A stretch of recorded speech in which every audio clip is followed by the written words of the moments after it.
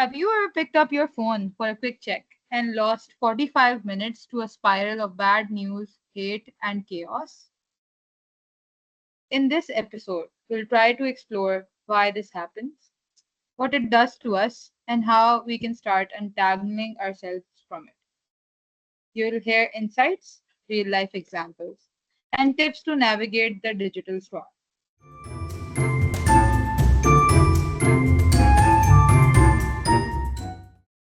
Welcome back to Life's Tapestry. I am Muhammad Haris and I'm joined by Rija Alam. And today we are diving deep into something many of us face every single day. There is doom scrolling, the flood of information we are drowning in, and the toxic corners of the internet that affect our mental and emotional well being. So, Haris, let's start off with the basics. What is doom scrolling? So, doom scrolling is the act of endlessly scrolling through negative news even though you know that it's going to make you feel worse only. It is the act of compulsively consuming negative news online that often leads to feelings of anxiety, sadness, or worry. The concept was coined around 2020, particularly in the context of the COVID 19 pandemic. Lots of us try to stay up to date on current events that affect us or the people around us. For instance, the COVID 19 pandemic was such a situation. Weather related disasters or some recent geopolitical events uh, like the Israel and Iraq conflict or the Palestinian conflict.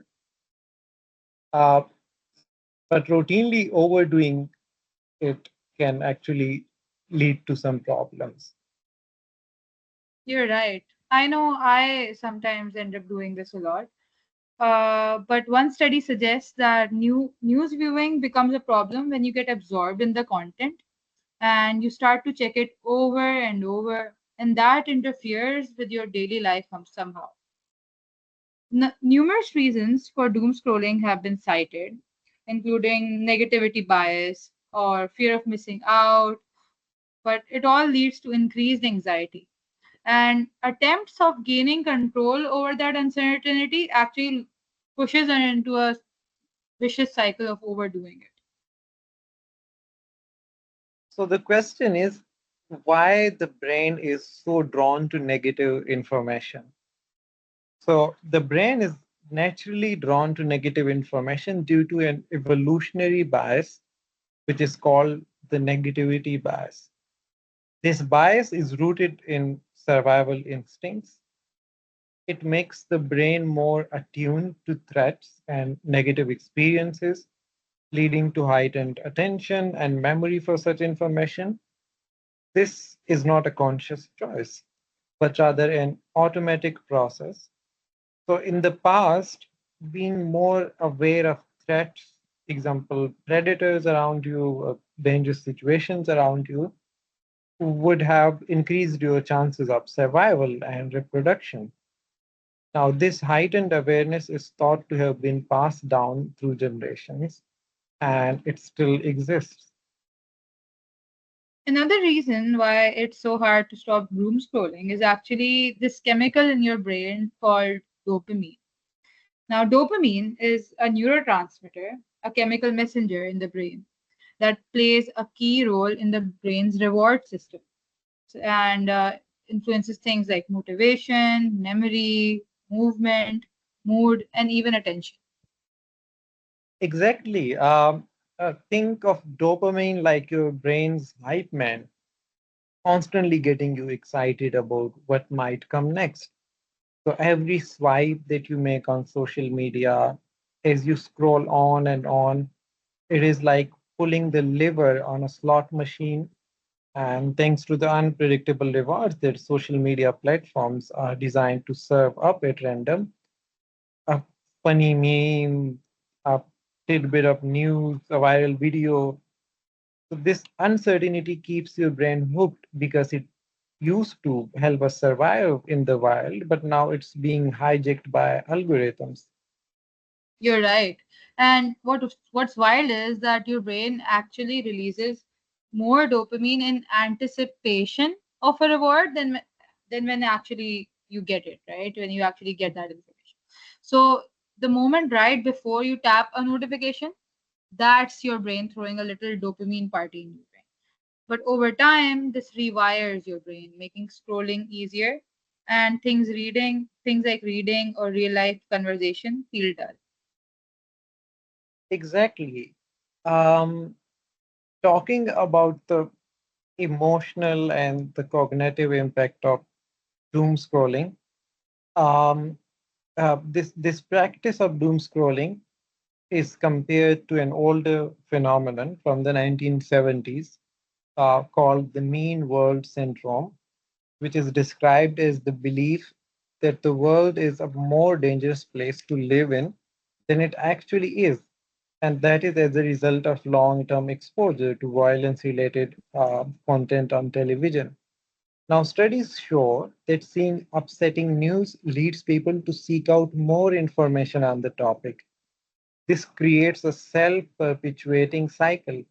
You might feel okay when you first pick up your phone, but after several minutes of scrolling, you feel more anxious, you feel more angry, disheartened, you feel disgusted, and you feel helpless. Yeah, and once this negativity arises, it functions like a lens, causing you to pay more and more attention to stories and posts that justify and accentuate your feelings. Doom scrolling may also worsen your mood in other ways. For example, if you have existing anxiety and depression, this can potentially lead to panic attacks and depressive episodes.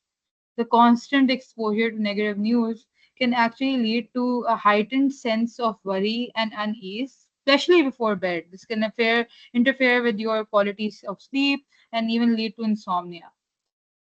And bad sleep means irritability, frustration, and maybe even impacted daily interactions. And I think all of this now leads to the actual question, which is how can we combat doom scrolling, considering that we spend a lot of time online? It doesn't matter whether you are at home, at work, you're just standing in line somewhere at a bank or something, you're always on your phone. So, what are the strategies to avoid doom scrolling or to manage doom scrolling? Do you Well, have any in mind? yes. Well, for me, I actually followed a few pages that are kind of like an anti-doom scrolling page that will slightly like slip in a reel or two about like, hey, time to stop doom scrolling or time to stop scrolling and put your time towards something more productive, like maybe read a book or go to sleep. And it's a very nice and healthy reminder of this, that maybe I've been online for too long. So I do that, and I also sometimes use the not interested option when it comes to negative news and That's limit true. my That's exposure to it. actually, yeah, that works a lot for me as well. So I try to keep my newsfeed on Instagram or wherever I am uh, free from news, basically. So whenever I come across something like this, I think my go-to strategy is to tell Instagram that I'm not interested, because I think one strategy is that you can actually unfollow some of the pages that you're following. Um, but sometimes Instagram or Facebook or these social media sites are going to show you things just because they think you might be interested in it, even though you don't follow it. So I think a good way to do this would be to actually just go there and tell them specifically that you are not interested. For instance, uh, a few days back, I opened my YouTube, and YouTube it's not new, I guess. It's been around for some time now. So on the home page, there's like a separate tab for breaking news, and it's always something. Um, what do you call it? It will always be kind of like a clickbait. So, and it's something that this just kind of force you to click on it. So what I did was I selected it and just said, I'm just not interested. Please just don't show me this thing.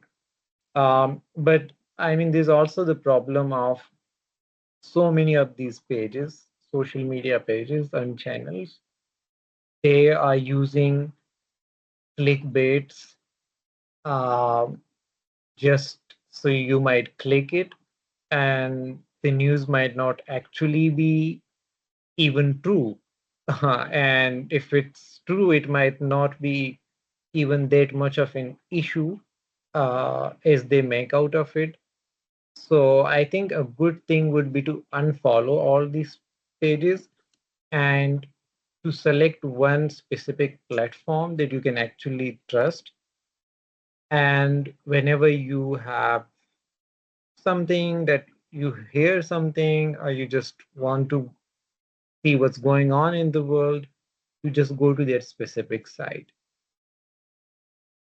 You're right. I think choosing the right platform or the right source is like half of the solution, because if you follow pages that keep a right balance between negative and then like stories of hope and inspiration, it can help a lot. I personally have been following Nukta is this new news platform that launched in Pakistan. I really like the way they keep a balance between positive and negative news, and I feel like that becomes essential in today's age.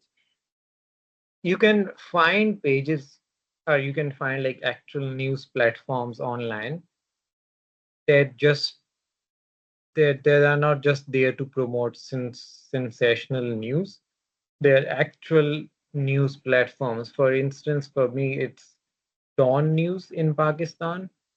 So whenever I don't even follow them on social media, I don't follow many of the news channels on social media. But if you come and tell me something, oh, that this particular thing happened, I'll just open dawn.com and just confirm there.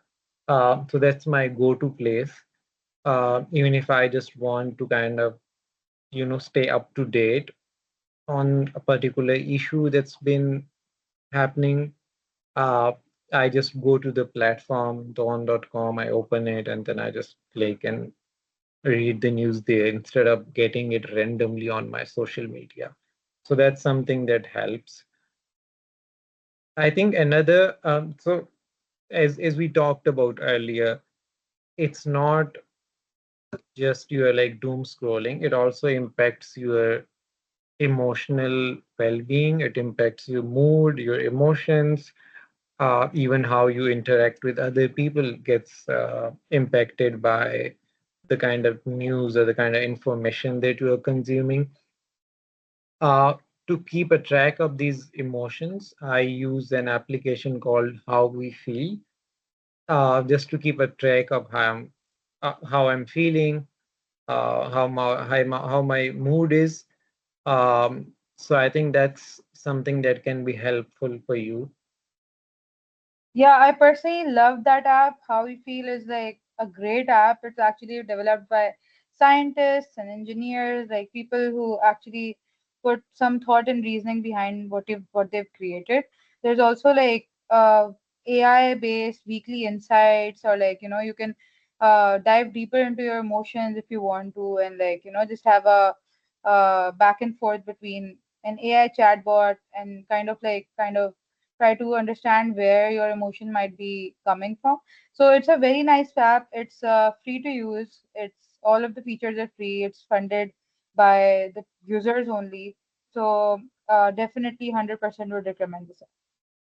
Another thing that I want to talk about, it's the same thing, just kind of talking more about it. So unfollowing all those pages that kind of promote clickbait or sensational news, that's important. But as I said, having that one platform that you actually trust and always going to that same platform whenever you need any information, that's very important. Uh, Look at it like this as well. Whenever you hear of some news, like uh, recently there was this incident in India and a plane crashed. So I heard about it somewhere on the internet, probably on social media, like Instagram or somewhere. And then I searched it on Google. And now I started reading article after article on the same incident. Now I must have read like 10 articles from different platforms, and all of those have the same information. But I was like, no, I need more information. I need to know. Um, so I think if you have that one platform you can go to, you just read there and you know that this is the end of it. There's no more information about this specific topic, and you can just move on.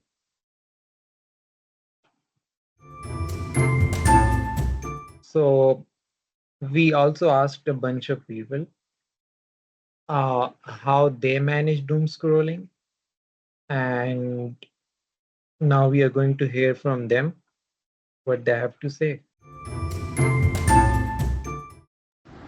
All right. So the first thing is doom scrolling. So yeah, I do catch myself doom scrolling more often than I'd like to admit. It usually happens late at night when my mind is already tired or when I'm feeling mentally overwhelmed. The content that pulls me in the most is usually centered around cross-border tensions, particularly the persistent narratives about around Pakistan versus India or Israel and the Muslim world. What unsettles me is not just the content itself, but how it's curated to amplify outrage. The media and social platforms often frame these issues in such a polarizing way that they strip away nuance and encourage blind hostility. I find it deeply disturbing because I genuinely believe that humanity exists on both sides. Good and bad people are everywhere. But the way these narratives are engineered makes it almost impossible for people to see beyond nationalistic propaganda. When I read these posts, I feel a surge of anger, not just at the misinformation, but at the collective emotional manipulation. In the moment, it makes me feel restless and agitated. Afterwards, there is a heavy emotional fatigue and lingers. I've tried setting limits, muting certain pages, even taking digital breaks, but the algorithms know how exactly know how to reel you back in. It's a constant internal battle between staying informed or preserving my peace of mind. So, talking about doom scrolling, I think it happens like every single night. Like, I think it's just a must that after 1 a.m., I do end up doing it. And the content that I really end up like falling into, I think it's a lot like maybe like content that like is like very spicy or like goes against feminism or like exposes cheating or something like that, but then also like really like heartbroken post, I think like that does make me spiral, and I just end up like, you know, like just checking the next one because it's just so relatable. So yeah. And I think in the moment it does feel good, but then it also like numbs me. Like I feel like I'm like a mindless robot who's just like, you know, like pushing for the next one, scrolling to the next one. So, and then later, obviously, there's the guilt. You know, like I just wasted like 1 to 2 hours. I could have been sleeping. I have to wake up for work. Why am I doing this right now? So the guilt is also there. I have not really stopped. I think one thing I've done is I've tried not to sleep in the evening, so I fall asleep faster. And I don't do this, but honestly, I haven't really like made much of an effort. Yes, I find myself doom scrolling or ये ज़्यादातर उन situations में होता है मेरे साथ, जैसे semester में सबसे ज़्यादा होता है जब मैं बहुत ज़्यादा डिप्रेस्ड होती हूँ, जब मैं बहुत ज़्यादा इंसोम्निक होती हूँ, लेट नाइट भी होता है, स्ट्रेस जब भी होता है, जब आई फील नम। ज़्यादातर जब मैं लाइक मेंटली डिप्रेस्ड होती हूँ तो मैं ज़्यादा डूम स्क्रॉल करती हूँ, ठीक है, और या तो मेरे पास कुछ भी नहीं है, और जो कंटेंट जो डूम स्क्रॉलिंग में होता है वो सबसे ज़्यादा मेरे लिए जो होता है वो डिप्रेसिंग कंटेंट होता है। लाइक मुझे नेगेटिव कंटेंट नहीं पसंद, मैं नेगेटिव कंटेंट को कर देती हूँ लाइक अनइंटरेस्टेड। लेकिन ना डूम स्क्रॉलिंग में जो मुझे सबसे ज़्यादा खींचती है ना चीज़, वो है डिप्रेसिंग कंटेंट जो बहुत ज़्यादा रिलेटेबल होता है। लाइक कुछ लोग होते हैं, like I have to like ना, ये बात मुझे खुद माननी पड़ेगी, लाइक कुछ लोग होते हैं जिनको ना like being depressed they feel comfortable ना, तो मुझे कभी कभी ज़्यादा वो फील होता है ना, तो मैं जब बहुत ज़्यादा डूम स्क्रॉलिंग करती हूँ, वो थोड़ी होती हैं वो रील्स थोड़ी डिप्रेसिंग, और लाइक यू नो आप बहुत ज़्यादा रिलेट कर रहे होते हो तो आप बहुत ज़्यादा डूम स्क्रॉल कर जाते हो रात के वक्त, एकदम 1 बजे से 4 बज जाते हैं। How does it make feel? मुझे लास्ट में ज़्यादातर या तो वो तो बहुत ओवर स्टिमुलेट कर देगा आपको, जो डूम स्क्रॉलिंग है ना बहुत ज़्यादा जब ओवर स्टिमुलेशन नहीं कर पाएगा ना, तो या तो मैं या आई फील एनजाइटी, ऑब्वियस सी बात है। जब ज़्यादा देर तक मोबाइल पे बैठोगे या डूम स्क्रॉल करोगे, ऑब्वियस सी बात है आपको एंग्जायटी तो होनी है, ठीक है।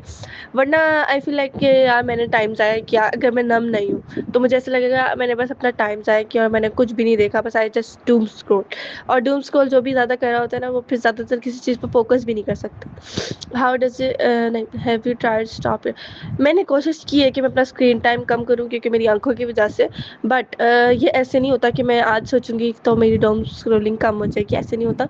It depends on me. Like मैंने अभी जब से छुट्टियाँ हुई ना, तो मैंने रात को बहुत कम कर दी थी, मैं सो जाती थी, ज़बरदस्ती सो जाती थी क्योंकि आई मीन सबने, मैं ज़बरदस्ती सो जाती थी। सो स्ट्रैटेजी जो मुझ पर वर्क की है वो कोई स्ट्रैटेजी नहीं है, क्योंकि सेल्फ कंट्रोल लाइक बहुत मुश्किल से आता है, बहुत ज़्यादा मुश्किल से आता है। मैं बस लाइक जब मैं बहुत ज़्यादा एक नम हो जाती हूँ, जब मैं बहुत ज़्यादा मेंटल एग्जॉस्शन से गुजर गई ना, तो जाके मेरी खुद ही वो लिमिट हो गई है डूम स्क्रॉलिंग जो है, ठीक है। सेटिंग टाइमर से कुछ भी नहीं होना, वो आपको उल्टा आपको एमी जिच करेगा। टाइमर से कुछ भी नहीं होता, अनफॉलोइंग अकाउंट से भी कुछ नहीं होता। It depends on your self.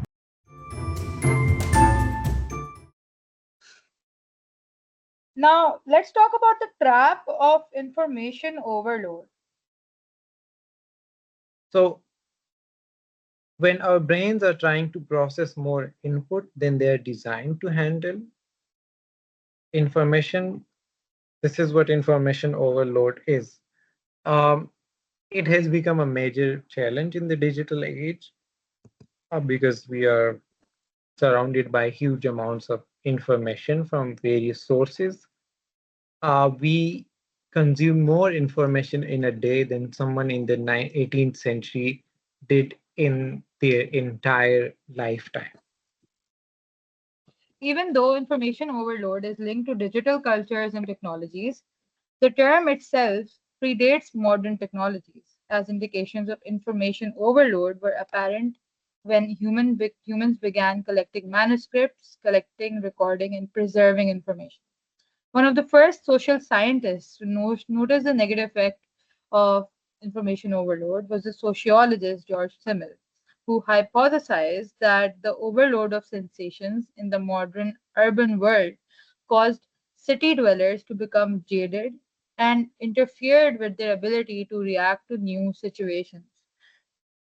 That's very interesting to know that even before the digital age, there was still the term overload of information was used. Um, it also reminds me that this book I was reading, and it talked about the bystander behavior. So even by the bystander behavior, the concept of it is also related to information overload. Information overload is used to explain the bystander behavior. Now, bystander behavior is a social psychological theory that states that individuals are less likely to offer help to a victim in the presence of a group of people or other people. So, people living in cities are constantly exposed to a multitude of stimuli, causing them to become desensitized to new information and even people. I mean, we live in big cities and we know that some of the sources of overload, information overloads, it's obviously social media, there's news outlets, even your work, kind of like your work notifications, your team emails, um, all of that is also included in the sources of information overload. Now, this constant bombardment of information, especially when combined with the pressure to process it all, can lead to heightened stress and anxiety levels. It can also contribute to burnout, a state of emotional, physical, and mental exhaustion. Individuals that experience this may also find it harder to focus and concentrate on specific tasks. Your brain is trying to juggle so much information that any new information becomes difficult to process. The sheer volume of this can make it difficult to process and make decisions, leading to indecisiveness when it comes to being thrown into situations when you have to decide between few options. So, what are some ways we can manage information intake? I think something that works for me is this application that I use. It's called uh, Limit Limit by Freedom, and this application you can use on your browser, or you can also download it in your from App Store. It's You can set a time limit for all of the sites that you visit a lot. So for instance, for Instagram, you set 10 minutes a day. So that's it. If you used it for 10 minutes, it will block Instagram for you. You can use it for any other sites, even for probably like use it for news site just to, avoid overtake intaking too much information. That's something that has helped me a lot. Other than that, I also use this thing in my phone. It's called the Minimalist app, or probably the Minimalist theme, something like that. I'll have to confirm. But it's an application. It will change the entire theme of your phone. So your phone right now has all these colorful icons and all this. So it will just finish those, and instead your entire theme will be just text based, minimalist, no colors, it'll be just black and white. You can also use it to limit your the time you spend on each application. So you open an application, for instance, I open Instagram. I can actually select like how many minutes do I want to use it. So let's say I'm opening it for 5 minutes. So I clicked 5.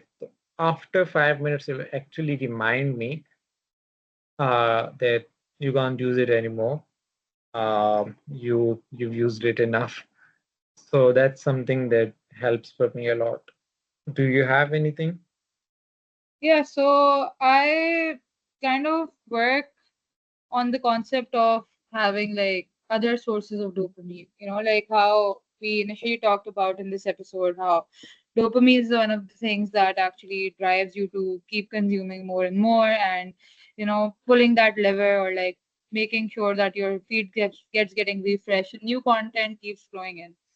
I personally have a few other apps on my phone that I feel I gravitate towards more when I feel a bit more overstimulated, or like I feel like I've taken in way too much information for the day. One of them is Duolingo. I really like just like going on that app and learning a new language, or maybe some music. Duolingo now has music as well. You can learn like a few notes and stuff.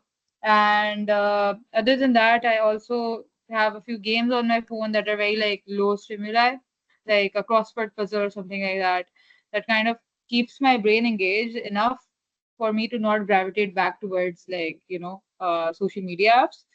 And I also maybe like learn something along the way or like engage my brain along the way, because at the end of the day, you have to stay in touch with the concept of, pre-social media brain and post-social media brain.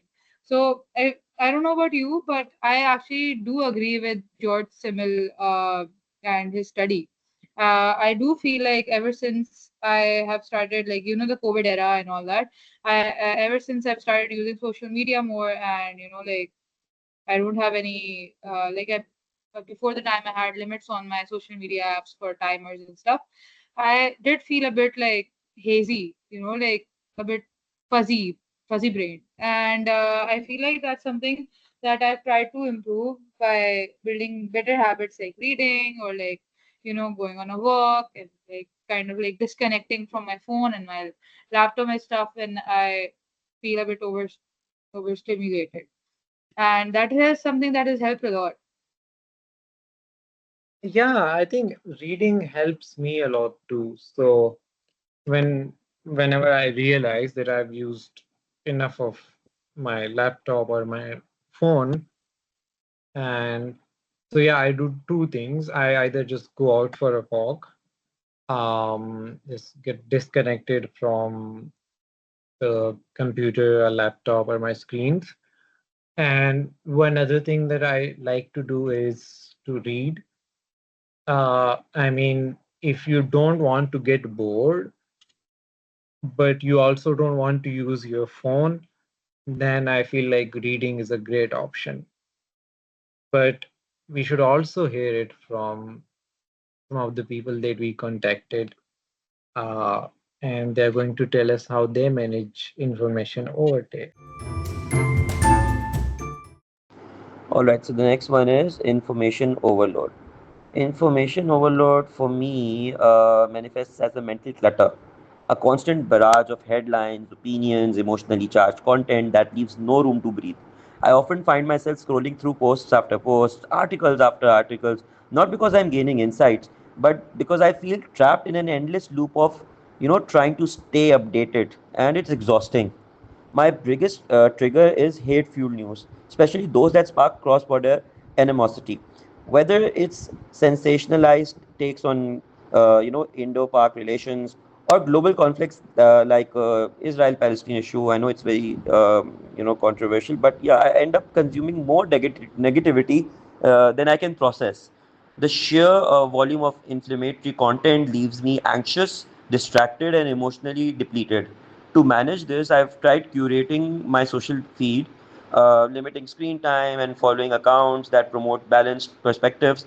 But even that feels like putting a band aid on a much larger wound. Sometimes the only real antidote is silence. I shut everything off and just step away because unless I intentionally disconnect, the information keeps flooding in, and my mental bandwidth pays the price. हाँ, difficulty focusing और stress feel होना, वैसे तो ये मेरा normal trait भी है, but जब ज़्यादा डूम स्क्रॉलिंग कर लें तो फ़ोकस बिल्कुल नहीं कर सकते, एंग्ज़ायटी बहुत ज़्यादा होती है, ठीक है? What's your personal strategy? मेरी पर्सनल स्ट्रैटेजी यही है कि मैं ना सो जाऊँ, रेस्ट करूँ, और मेरे से अगर मैं शाम में मोबाइल छोड़ दूँ तो मुझसे ज़्यादा देर रहा भी नहीं जाता, मेरा टाइम बिल्कुल नहीं गुज़रता, जैसे अब छुट्टियाँ हैं। वैसे नॉर्मल डेज़ में भी मैं अगर चाहूँ तो भी नहीं होता, क्योंकि मैंने ज़्यादातर काम ही मोबाइल से या लैपटॉप से करना है। तो मैं ज़्यादा छोड़ नहीं पाती। जैसे अब छुट्टियाँ हैं तो मैं फिर भी ज़बरदस्ती रेस्ट करने चली जाऊँगी या सोने चली जाऊँगी कि मेरी आँखों को सुकून आ सके। So One this is your thing part, right? that, Huh. oh yeah, so one other thing that I really wanted to talk about, I don't know why people are not talking about it enough, is the toxicity and hate that is present online, especially on social media platforms. What is it about the environment of social media platforms that causes more toxicity during those social communication than we find in actual face-to-face communication? And The answer to this is disembodiment, lack of accountability, and disinhibition. All of these make it more likely that social interactions online skew toward a level of nastiness and misinformation exceeding what we experience in actual life, face to face communications. So, what is online exhibition or online disinhibition effect? Well, if you've ever encountered an instance of online toxicity, which, considering its pervasiveness, is incredibly likely, you may have found yourself wondering how could someone say something like that? Yeah. That of the fact is the matter that people couldn't say something like that, at least not in person. The way people behave on the internet doesn't always align with how they behave in face to face interactions. Whether either social media, this discrepancy has piqued the interest of behavioral scientists. One explanation for this phenomenon has been dubbed the online disinhibition effect.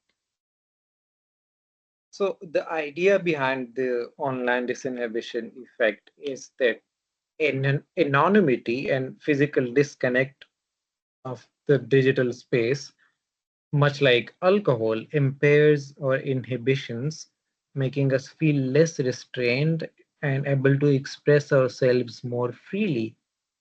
In many cases, this is benign, meaning that people simply feel more inclined to share aspects of their personal lives, be it secrets, hopes, dreams, or fears that they may not do in real actual life.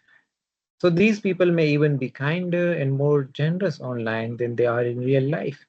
However, the online disinhibition effect isn't always positive. It can also lead to toxic disinhibition, leading to online toxicity. This toxic response is encouraged by the fact that bad behavior online often goes unpunished. You're right. That's like the first factor. The second factor is the lack of accountability that people experience. It's easier to say something via text versus on social media. And often you don't even have to pay the consequences of saying it when you're saying something on social media. You won't get the same level of disapproval as if you would say it in person. And frequently, people believe that it is completely anonymous. When you're saying something on social media, you really don't have to pay for the consequences. And societal and cultural norms that operate in person to provide checks on interpersonal communications are absent. And with that anonymity, people fear that the criminal punishment is gone. Now, in most social exchanges, people have, in most social media exchanges, people have no direct sensory experience of one another. When I'm speaking to somebody online, the conversation I'm having is all in my head. It's completely disembodied. So, without the clues from another person's facial expressions, a body position, these interactions, you begin to forget that you are having a conversation with a real person, which is again one of the reasons you might not be very kind to people online. All of these things, it leads to anxiety, depression, low self-worth, there's fear of missing out, fear of being attacked. But what's important to note here that the social media algorithm is playing a big role in kind of incentivizing this hate online. You're right. I think there is a big role that the algorithm plays because they're designed or incentivized to keep us angry and engaged at any cost. These recommendation algorithms that have quietly taken over our entire digital lives. They decide what we see and what we don't see. And when we're trying to guess what we might like, They try to favor the constant content that's emotionally charged, polarizing, sensational, and often radical, to kind of get us to feel those emotions and stay even engaged for even longer than we initially planned on staying. But they aren't built to educate or inform or even balance the viewpoints that are available on social media. They're built to hold our attention and keep us online for as long as possible.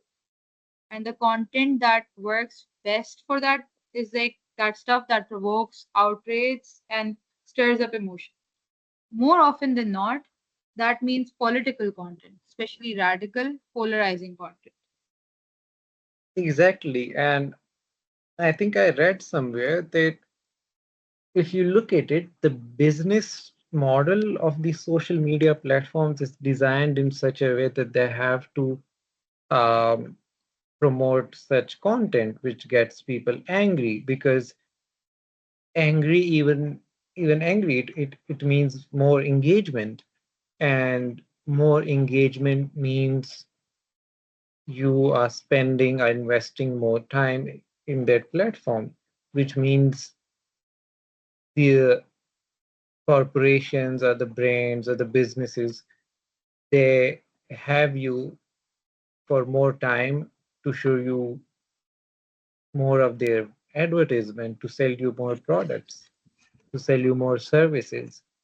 So the entire business model is built in such a way that it incentivizes this online hate. Yeah. I I think we should hear from some of our people that we asked and ask what they do, to kind of reduce this online toxicity and kind of like manage their opinions, considering that, you know, these things exist and at the end of the day, conformity and that bias will always still be there. Because I have been a part of online toxicity. I was actually dating someone famous back then, and when we broke up, his fans were like ruthless, and they really gave it to me. And like they were like slurs, they were like really bad words. Like I can't even repeat them right now. So I think back then I did. Um Other than that, I feel like I don't really encounter it much in the context because I don't really comment much. Yes, sometimes I lose it. If someone is saying something really problematic that is like, supporting rape or something, then I step in and मैं कोई गाली दे देती हूँ. I just like say a cuss word and that is it for me. And then if someone replies and I'm like, bro, like, तुम ऐसे, तुम ये, why are you even saying that? But usually I don't even check if someone replied or not. And sometimes it doesn't mean anything, but I think if it's like that time of the day, sometimes it really like affects me negatively. Like I start feeling, um, I don't know how to say it, but traumatized, or just like I just feel disturbed. Like, why did someone say that to me, right? But that's very rare. Usually I'm like, oh, fuck it. And protecting myself is just like, limiting commenting so much, be it like people I know, be it like random posts. That's the thing. um, Keeping yourself away from people as much as possible, because most people on the internet are like, internet warriors, keyboard warriors. So I don't want to be a part of that. All right. So third toxicity, and this is the most difficult one to be very honest, because it's very sensitive, but I'll try to be as candid as I can. So online toxicity is sadly something I encounter far too often. It's specifically disheartening when it arises around topics that are already emotionally sensitive, like the ongoing boycott of Israeli products. I have immense respect for those who choose to boycott as form of protest. It's indeed a powerful and deeply personal decision. But what disturbs me is how quickly that personal choice turns into public aggression. I've seen people, especially within our own communities, use this as an issue or as an excuse to hurl insults and abuse at others who don't follow the same path. Just because someone does not chooses to boycott doesn't make them any less human, any less moral. the hatred and judgment, particularly when it comes from people who came to be, religious, is incredibly jarring. Instead of promoting compassion and understanding, some of the most hateful rhetoric comes cloaked in moral superiority.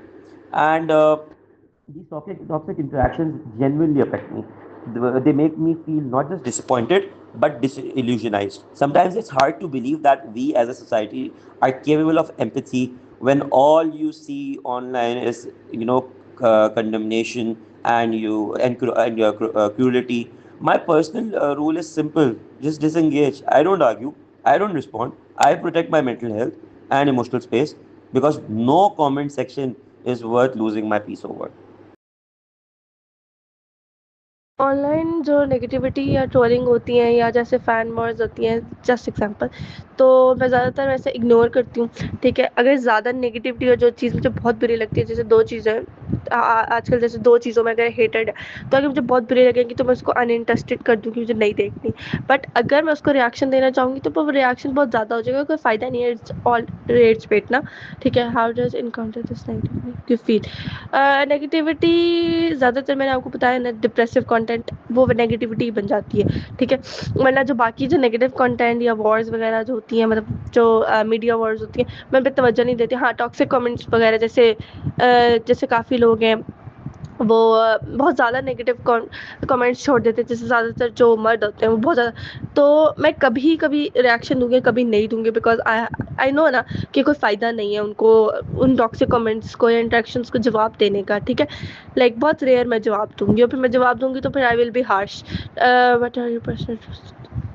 हाँ, अगर मैंने बताया ना, मैं uninterested कर देती हूँ, अगर मुझे प्रोटेक्ट करना है अपने आप को तो मैं उस चीज़ को अनइंटरेस्टेड कर देती हूँ, या मैं वो ऐप नहीं यूज़ करूँगी। अगर मेरी इंस्टा की फीड बहुत ज़्यादा नेगेटिव हुई हुई है, मैं अनइंटरेस्टेड करके थक गई हूँ, तो फिर मैं टिकटॉक पे चली जाऊँगी। अगर मुझे ऐसा ही हो रहा है कि मुझे एक पॉजिटिव कंटेंट देखना है ना, एक इन्फॉर्मेटिव कंटेंट, तो फिर मैं ऐप चेंज कर लूँ।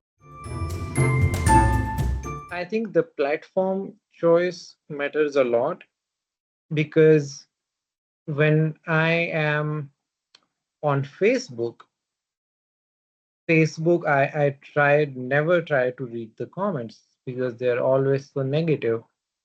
Um, Instagram is probably not better. It's the same.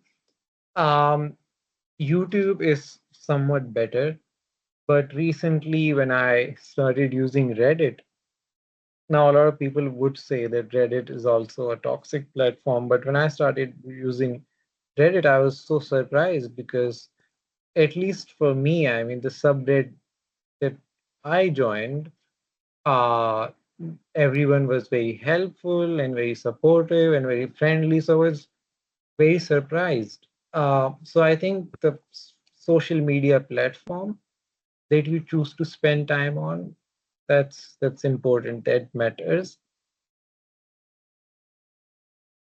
Other than You're that, as I said,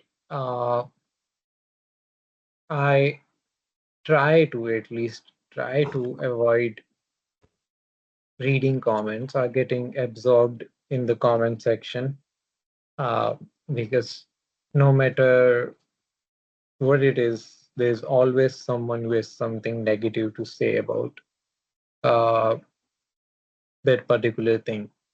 Another thing that you should probably avoid going on is all these trending pages on social media, because you're not getting content tailored to you, you're getting content that is just popular, and the popular content is mostly, at least in my area, it's not good. I mean, it's sometimes disturbing. So I try to avoid visiting trending pages. So yeah, yeah, do you have any such? yeah, I would agree. I actually do use some of these strategies. The way you talked about, like, sometimes geology or, like where you are kind of affecting what kind of content you see. I have experienced the same, but in a different context. So I believe that the more information we give social media, the more tailored our feed gets, or like, the more information they have to kind of manipulate and like kind of push around the kind of content they show us. So what I do is I have actually created some alt profiles. Like I've created an art account, let's say. So every time I feel a bit more overwhelmed, or I feel like, okay, my feed isn't, really up to par at the moment, I would just switch profiles and move to my art account. And when I scroll on my art account, I feel like the content is more like art themed, and like, like creativity, and like, how to pick my next creative project, or like what my next creative project should utilize, like tools, in terms of tools, and like, art mediums, and maybe font types, and all these like creative resources that maybe are, useful for my next thing that I want to do. So I feel like that's something that has helped me a lot, because at the end of the day, sometimes scrolling is a very easy, it's a convenient way to spend your time. It's not like, let's say, if you're waiting, or if you're traveling, or if you're in a car, your car is moving a lot, maybe if you're on the bumpy roads in Karachi or something like that, then reading is not an option anymore, because when a car is shaking a lot, you really can't read. At least for me, it makes me very nauseous. So I try not to do that, or maybe even solve crosswords or do Duolingo in that time, because that requires a lot of reading. So the option that remains for me is either to watch Netflix, or scroll through social media. Now that's when scrolling becomes one of the convenient options for me. So this is one of the two things that I do. Like I switch accounts, and that really helps me. Next time you find yourself 20 minutes deep in a toxic thread, you should ask, is this helping me understand the world, or is it just numbing me? Thank you for listening to Life's Tapestry. We'll see you in the next episode.